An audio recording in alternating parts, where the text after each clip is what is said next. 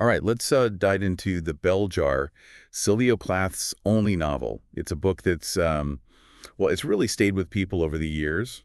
Raw, honest, and looks at some pretty intense stuff. Mental Yeah. health, societal pressures, that whole feeling of trying to figure out who you are when the world already seems to have a plan laid out for you. It's incredibly powerful. Going right into Esther Greenwood's mind, the main character. It's almost as if you're living it alongside her. Plath's writing is so vivid. So let's start with Esther's internship, right? Mm-hmm. New York City, a fancy fashion magazine. It's like the dream, at least at first. Yeah, that's how it starts, all this energy, this excitement, that whole glamorous world of success. But then that kind of starts to fall apart pretty quickly. What about the people she meets there? It sounds like a pretty interesting group. Definitely.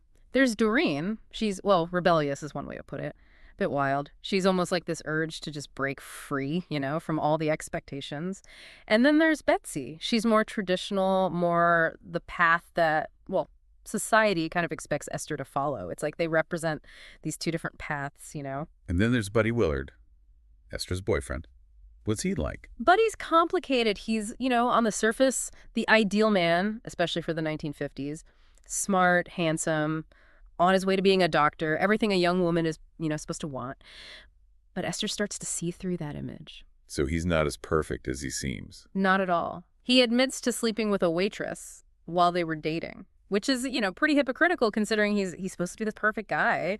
It really shatters Esther's view of him, especially because he, embodies that whole ideal man she's supposed to be with. Makes her question the whole idea. Okay, so Esther's in this whirlwind of New York, but things go south. What happens next? After all the chaos in New York, Esther goes back home to the suburbs. And this is when things really start to unravel for her. She's back in her familiar world. But everything's different now. This growing feeling of disillusionment and despair, it's like she's seeing everything with new eyes. This is where Plath introduces that, well, striking image of the bell jar, right? Exactly, the bell jar. It becomes this really powerful symbol of Esther's mental state, the feeling of being trapped, suffocating, almost like being under, an airless glass dome, cut off from everything around her. Wow, that's a powerful image. So what happens is as her mental health gets worse? Things really deteriorate. She goes through different treatments, including electroconvulsive therapy, which, Plath describes in this really raw, disturbing way, clearly drawing from her own experiences with mental illness. It's an incredibly honest portrayal. I can imagine. Does anyone, understand what she's going through, her relationships during this time? That's the heartbreaking part. The doctors treating her, they're well-intentioned, but they don't get the depths of her struggle. It really highlights the limitations of mental health treatment at the time. And tragically, her despair, it leads her to she attempts suicide multiple times. That's heavy stuff. Yeah.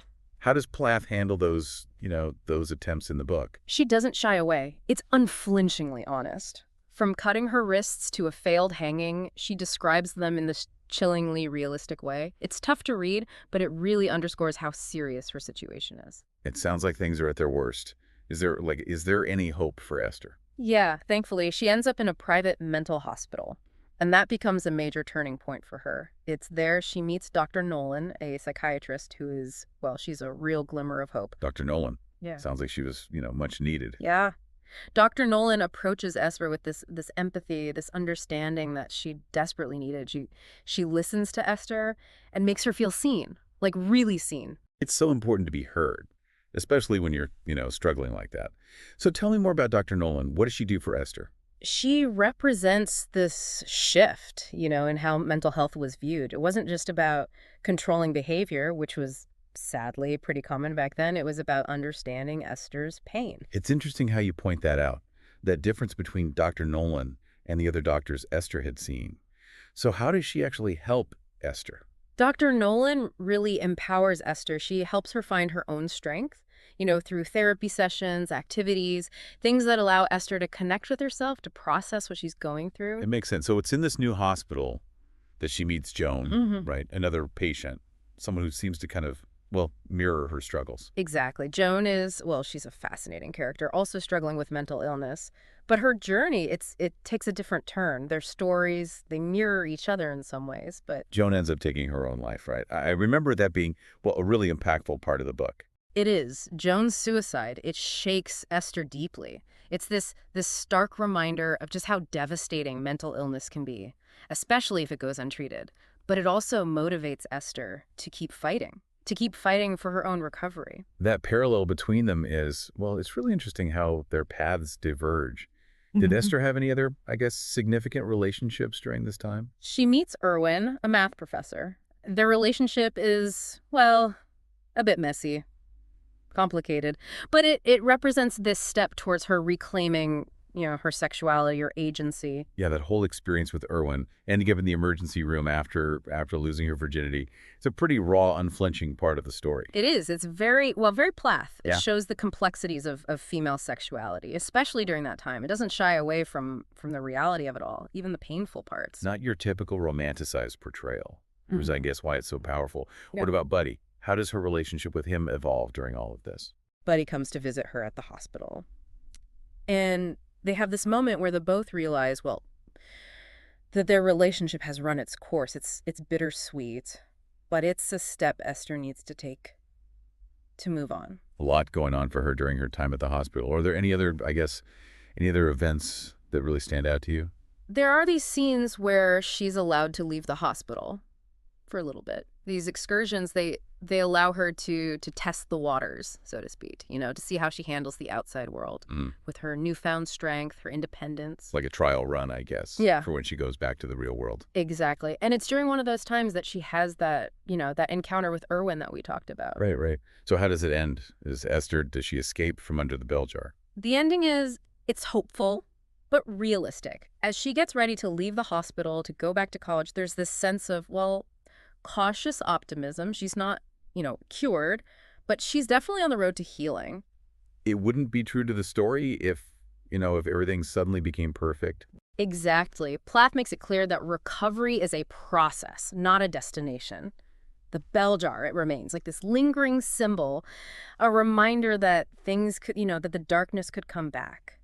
But Esther, she has this new strength, this awareness that she didn't have before. And of course, there's that theme of societal pressure. It's kind of looming over everything, isn't it? What are your thoughts on how Plath explores that? She's masterful. She shows how those expectations, especially for women in the 1950s, how they contributed to Esther's breakdown. The pressure to be, the perfect wife, the perfect mother, it all clashed with her own ambitions, her desires. It's like she's caught between those expectations and wanting something more. Yes, and that conflict, it's central to the whole idea of identity in the novel. Esther is constantly questioning who she is, what she wants, a struggle a lot of women, even today, can relate to. And Buddy Willard, he kind of represents that traditional path, right? Yeah. The one society has laid out for her. He does, and his hypocrisy, his inability to really understand her passion for writing, it just reinforces that feeling that she doesn't belong in that world. Speaking of writing, Esther's passion for it, her need to express herself, it's a big theme throughout the book. Absolutely. It's both a source of solace and frustration for her. It embodies, her creative spirit, her desire to make sense of things. But her mental illness, it often gets in the way. It becomes this painful reminder of her struggle. A symbol of her potential and her pain. What do you think is, what's the most important thing readers should take away from the Bell Jar? I think it's the power of open and honest conversations about mental health. Plath's willingness to tackle this taboo subject, to share her own experiences, so honestly, it was groundbreaking. Yeah, she really paved the way for others to speak out, about their own struggles. It helped reduce the stigma around it. Exactly. The Bell Jar reminds us that mental illness isn't a weakness. It deserves compassion, understanding, and proper treatment. It's a condition that can affect anyone, and we need to keep breaking down that stigma so people feel comfortable getting help. That's a powerful message. Yeah. So we've covered a lot. What are your final thoughts on why this book still resonates with readers, decades later? For me, it's Plath's honesty. It's brutal, but it's also, it's beautiful. Her writing style, I mean. And she's fearless. She goes right into what it means to be human. You don't just read the Bell Jar and forget it.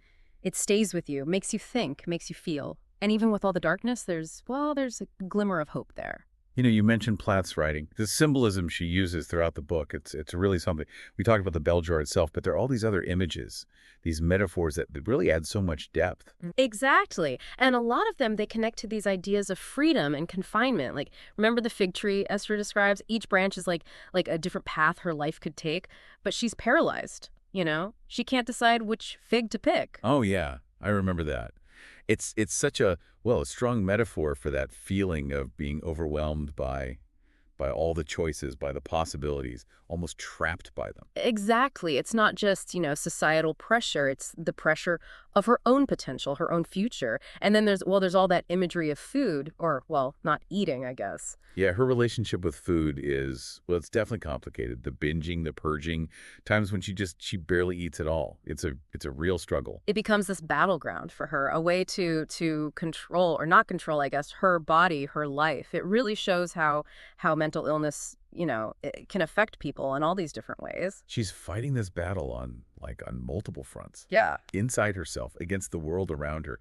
What about other symbols? Any others that stand out? Well, there are the references to death, to decay. They create this haunting atmosphere throughout the whole book, like the dead baby she sees in the hospital, Right. or the image of her own body decomposing in the crawl space after her suicide attempt. Whoa, those are some pretty intense images.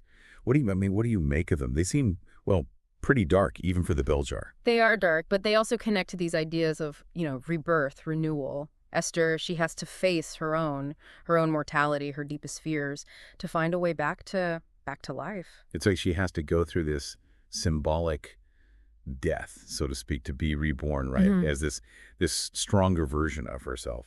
So as we wrap up this deep dive into the bell jar, I'm curious, why do you think it still resonates with readers today, after all these years? I think it's because it captures this experience, this universal struggle to define yourself, especially in a world that's always trying to define you.